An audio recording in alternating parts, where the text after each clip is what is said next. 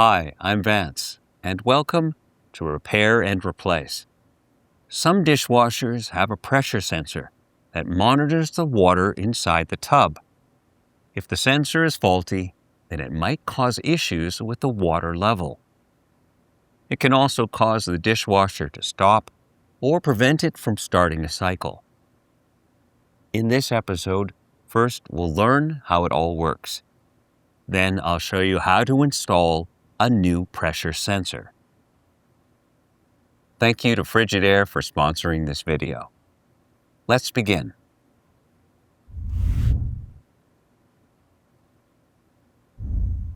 Most dishwashers work in the same basic way. It's a tub with a spray arm that showers your dishes with water. There's an element to heat the water, a pump that circulates and sprays it, and another pump that drains it. By combining these simple components in different ways, the machine creates its various wash cycles. Let's take a look at a typical pre-wash, main wash, and rinse cycles. When you start a program, a pre-wash begins. First, the drain pump runs to clear any dirty water from the sump basin. Next, power is sent to the inlet valve, which fills the tub with warm water. This cycle does not use detergent and is usually heated only through the hot water supply. Once it fills, the circulation pump forces the water through the spray arms. The spinning is driven by the water pressure. This washes away any large food particles. Next, the drain pump runs to purge the dirty water. During the wash cycle, the tub fills with water again. For a high temp or heavy wash setting, the heating element will raise the water temperature to improve cleaning performance. Next, the dispenser releases the detergent, which dissolves into the water. The circulation pump runs and sprays the dishes. This will run for up to an hour. Then the drain pump clears the tub. Next is the rinse cycle. The tub will fill and the dishes are sprayed again. Rinsing, and on some models added heat, help remove any remaining residue. Finally, the tub is drained and the dishes dry. The pressure sensor provides the control board with key information about the water level and hydraulic states.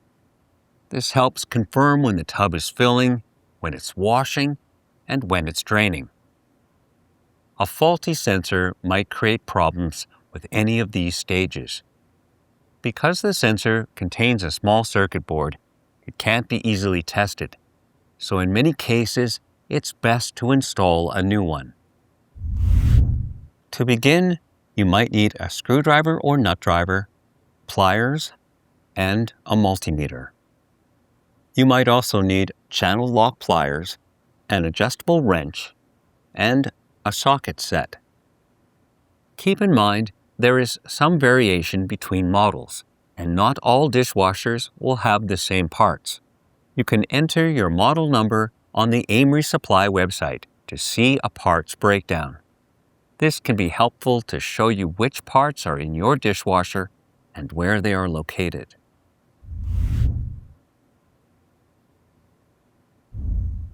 First, shut off the breaker to disconnect the power.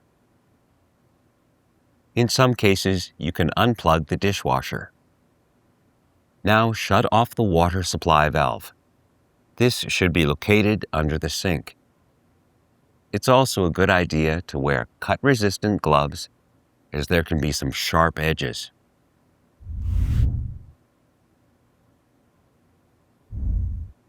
To access the components, you'll have to remove the dishwasher from the cabinet.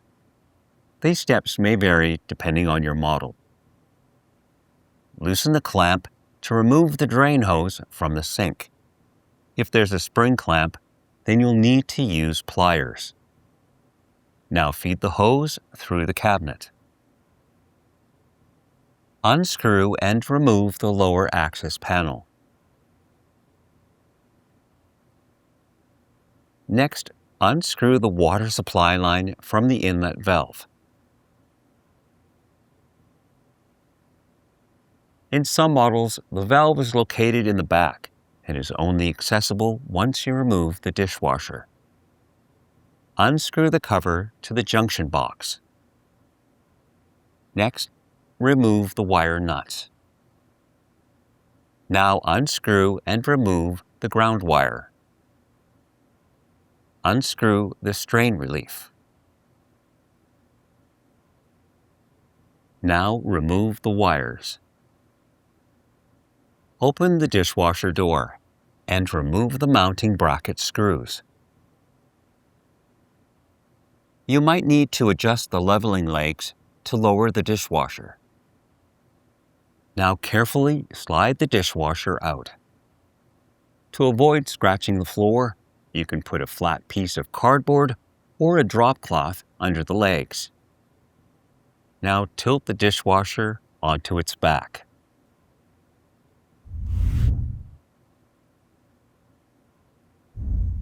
If your model has a bottom pan, then you'll have to remove it. Remove any mounting screws. Now release any mounting tabs. Next, lift off the bottom pan. If needed, disconnect any wires.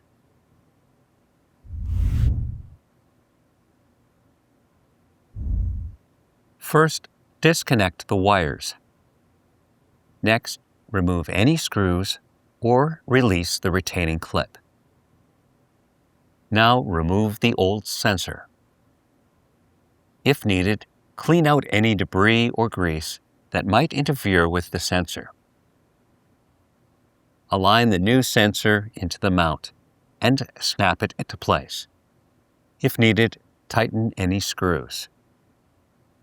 Now reconnect the wires.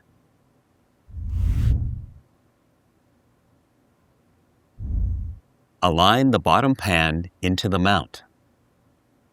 Press in to lock the mounting tabs.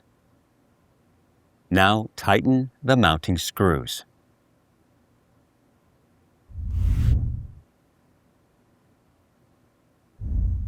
First, feed the drain hose into the sink cabinet.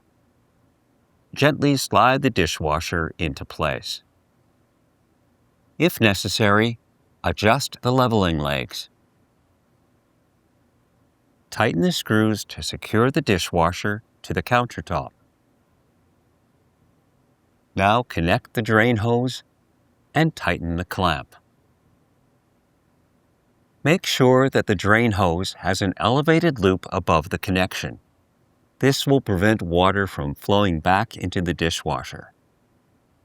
Feed the wires into the junction box and tighten the strain relief. Now connect the ground wire. Next, tighten the wire nuts to secure the wires. Now replace the junction box cover. Attach the water supply line to the inlet valve and tighten it into place. Finally, replace the lower access panel.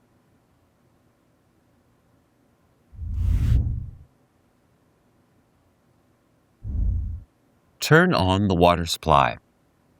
Next, reconnect the power. Now it's best to test the dishwasher to see if it's working properly. You can start a cycle even without any dishes or detergent. If this works, then cancel the cycle and run a full load of dishes. If you found this episode helpful, then subscribe to our channel. And when you need a replacement part, you can get it online or in one of our AMRE Supply branches. Thanks for watching.